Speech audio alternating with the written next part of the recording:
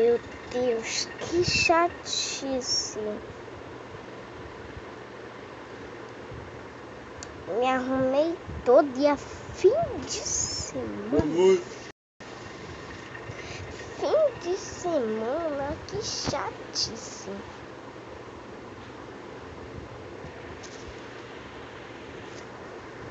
Olha, uma pedrinha laranja. Uau. Eu queria que hoje eu tivesse aula.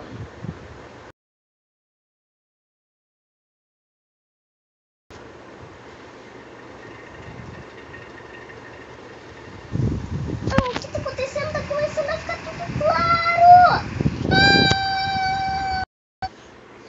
Ufa, tô começando a ver alguma coisa. Ufa, melhorou. Uau, nossa, que estranho.